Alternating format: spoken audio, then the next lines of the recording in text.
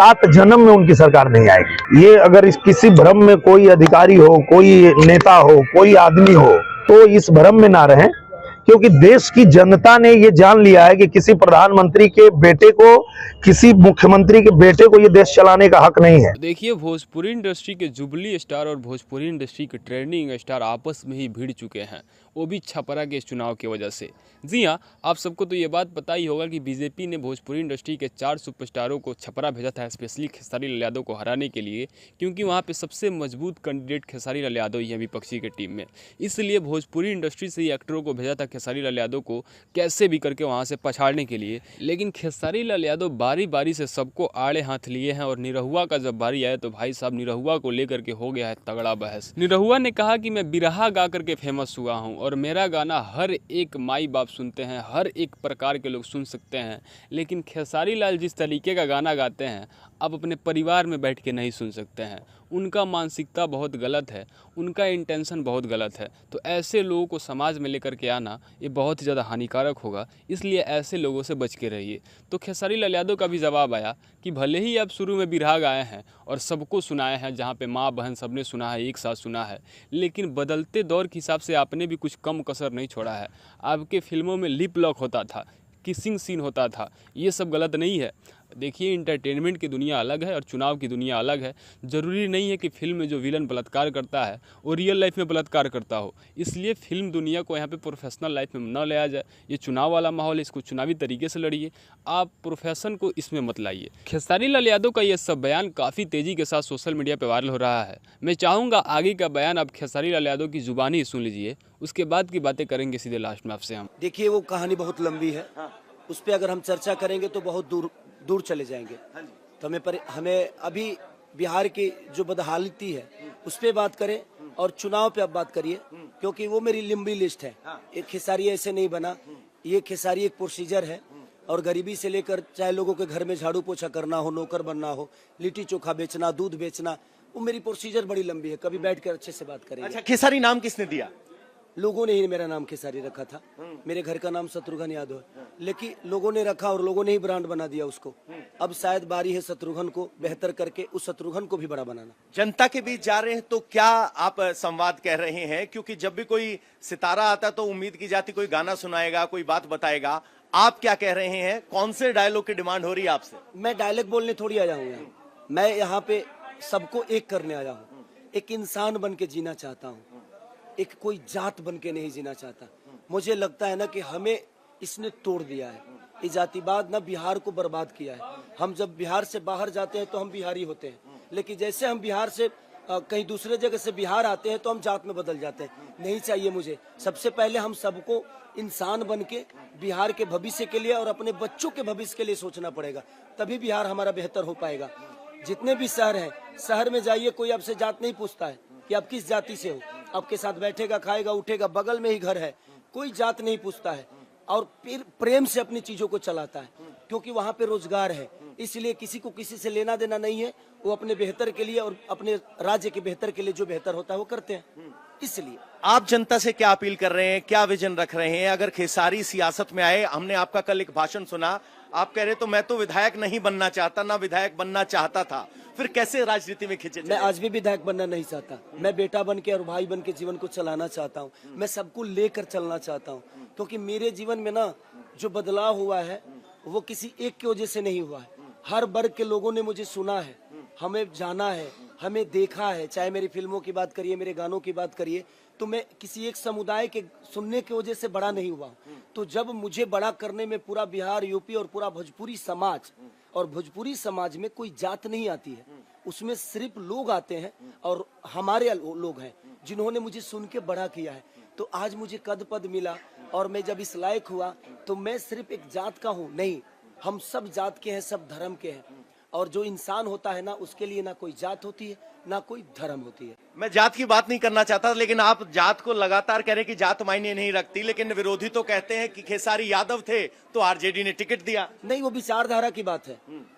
घर में एक दूसरे से नहीं पड़ता है। दो भाई, 4 भाई हैं तो 2 भाई में बहुत बेहतर होता है, और 2 भाई लड़के अपना बैठे होते हैं, तो वो भी कोई विषय नहीं है विरोधियों को बोलने के लिए। सच पूछिए तो कल परसों मोदी जी शायद आ रहे हैं, आप उनका अगर इंटरव्यू करने का मौका मिला तो उनसे एक सवाल जरूर करिएगा कि मोदी जी लालू यादव के बारे में बोलने के अलावा आप लालू यादव को थोड़ी सी साइड कर दीजिए, अपना काबिलियत बता दीजिए और आपने बिहार के लिए क्या किया है हमें सिर्फ अपनी उपलब्धि बता दीजिए। और भाजपा के किसी नेता से सिर्फ इतना ही पूछिए कि आप लोग लालू जी के जंगल राज को छोड़ दीजिए, अपनी उपलब्धि सिर्फ जनता के बीच में बता दीजिए कि आपने 15 साल में जनता के लिए, सबने आप पे विश्वास जताया, आपने जनता के लिए क्या दिया। आज 15 साल में सोचिए, गुजरात में 4 लाख फैक्ट्रियां, 2 लाख फैक्ट्रियां या जितनी भी लगी हैं, गुजरात भरा हुआ है रोजगार से। लेकिन 15 साल में आप कोई भी आदमी बता दे क्या मोदी जी ने एक भी फैक्ट्री लगाने का काम किया बिहार में? 40 सांसद से क्या 40 सांसद का योगदान नहीं है? और ये 40 सांसद लोग कभी अपने बिहार के रोजगार पे बोले हैं? आपको लग रहा है कि रोजगार के मुद्दे पर अब की बार वोट हो रहा है? क्योंकि प्रधानमंत्री जी आए तो उन्होंने जंगल राज का ही जिक्र किया। अरे तो वही तो बोल रहा हूँ कि उनसे सिर्फ ये बोलिए कि आज आपको लालू जी की बुराई छोड़ के सिर्फ अपनी अच्छाई बता देना है बिहार को कि आपने बिहार के लिए बेहतर क्या किया है, हमारे बिहार के जनता के लिए बेहतर क्या किया है, वो गिनवा दे। मुझे लड़ना थोड़ी है, मैं यहाँ पे सच पूछी तो राजनेता बनने आया ही नहीं हूँ और ना ही मुझे बनना है। छपरा की जनता मुझ पे विश्वास जता रही है, अगर हमारा रिजल्ट बेहतर हुआ तो शायद मैं छपरा को अपने आप से खूबसूरत बनाऊंगा। अगर बुरा भी हुआ तो डर मुझे हारने का नहीं है, क्योंकि राजनीति मेरा बिजनेस नहीं है। राजनीति में आ गया, भगवान ने मुझे भेज दिया तो प्रयास करूंगा कि छपरा को बेहतर जितना हो सकते, लोगों के प्यार से, लोगों के आशीर्वाद से छपरा को अपने आप से भी ज्यादा खूबसूरत बना दूं। आरजेडी में आपका सफर कैसे शुरू हुआ? आरजेडी ने आपको याद किया कि आप आरजेडी के पास पहुंचे? कैसे इस विचारधारा का मिलन हुआ? हमें सिर्फ आज के डेट में रोजी रोजगार के अलावा मुझे कुछ नहीं दिख रहा है। छपरा के बेहतर के अलावा आरजेडी में कैसे गया, कब गया, ये बात का विषय है, वो छोड़ दीजिए, वो लंबी चीजें हैं। हम कह रहे हैं कि हम लोगों को इस बार 5 साल, सिर्फ हमने 15 साल चाचा को दिया, 5 साल भतीजा को दे देते हैं। अगर भतीजा भी नहीं करेंगे तो आप लोग इन्हें भी बदल दीजिए, क्योंकि बदलाव ही सबसे बड़ा परिवर्तन है। जब तक आप बदलेंगे नहीं, कोई भी नेता आपसे डरेगा नहीं। और जनता को हमेशा किसी को पैसा देकर, कभी लालच देकर, कभी जात का उसमें तड़का डाल के, कभी धर्म का तड़का डाल के सिर्फ हम अपने आप को बर्बाद कर रहे हैं। तो बेहतर है कि हम रोजी रोजगार एक होकर एक बार अपने बच्चों के भविष्य के लिए वोट कर दें।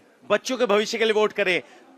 मुश्किल क्या है? फिल्मों में काम करना मुश्किल था या अब सियासत कैसी लग रही है? नहीं, फिल्मों में काम करना भी मुश्किल था और ये भी मुश्किल है, क्योंकि जो काम मुश्किल होता है ना, वही दुनिया को बेहतर बनाता है और किसी आदमी को बेहतर बनाता है। रोजगार के अलावा आपका वादा क्या है? छपरा की जनता से आप जब मिलते हैं तो क्या कहते हैं? सर, अगर रोजगार हो गया ना तो मुझे लगता है कि बिहार की आधी जनता सुखमय हो जाएगी। हर आदमी अपने माँ के साथ रहना शुरू करेगा, अपने पिता के साथ, अपने बच्चों के साथ।